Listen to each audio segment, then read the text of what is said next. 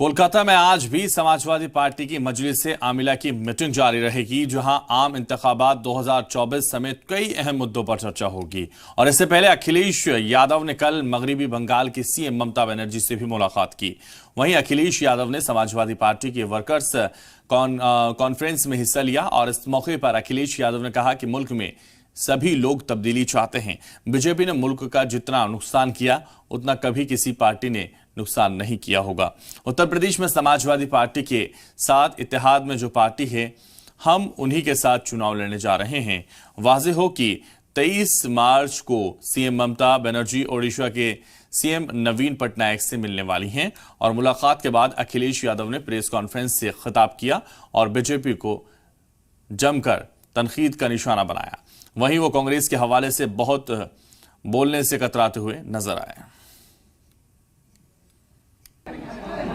जिस तरह के देश के हालात हैं, जो भारतीय जनता पार्टी 2014 में अपना मैनिफेस्टो लेकर के आए थे और 2019 का जो उनका मैनिफेस्टो था, भारतीय जनता पार्टी को पीछे मुड़ के देखना चाहिए कि 2 बार के मैनिफेस्टो में कितना उन्होंने जनता के लिए काम किया है। लेकिन आज हम देखते हैं कि बड़े बड़े कारखाने बंद हो गए, बेच दिए गए, नौकरी नहीं, रोजगार नहीं।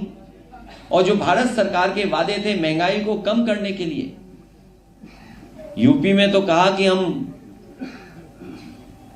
होली पर सिलेंडर मुफ्त देंगे। मुझे नहीं पता भारत सरकार ने बंगाल को क्या मुफ्त देने की बात कही होगी। अगर यूपी में धोखा दिया है तो बंगाल की सरकार को भी धोखा दिया होगा।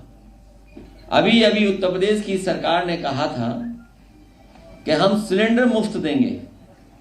2 त्योहार निकल गए और त्योहार निकल गए, लेकिन अभी तक किसी को नहीं मिला।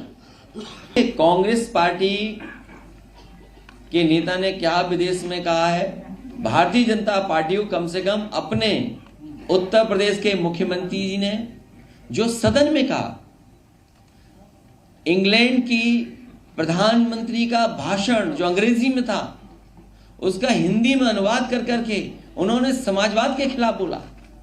समाजवाद कोई केवल समाजवादी पार्टी के लिए नहीं है, ये हमारे संविधान में प्रियम्बल में है सोशलिज्म, कि सोशलिस्ट वे से हम डेवलप करेंगे देश को। तो आप अपने मुख्यमंत्री को तो कुछ नहीं कह रहे, क्योंकि भारतीय जनता पार्टी को फेस नहीं करना है सदन।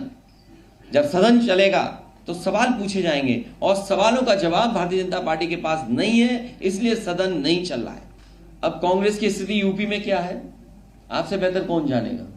हम न बताएं, उसके बाद भी आपको पता है। ये अभी तय नहीं किया जा सकता है, लेकिन हमें उम्मीद है कि सब लोग मिलकर के उसका रास्ता निकालेंगे। यूपी में भारतीय जनता पार्टी कह रही है कि 80 में 80 जीतेंगे और समाजवादी पार्टी ने कहा है कि भारतीय जनता पार्टी को 80 में 80 हराएंगे।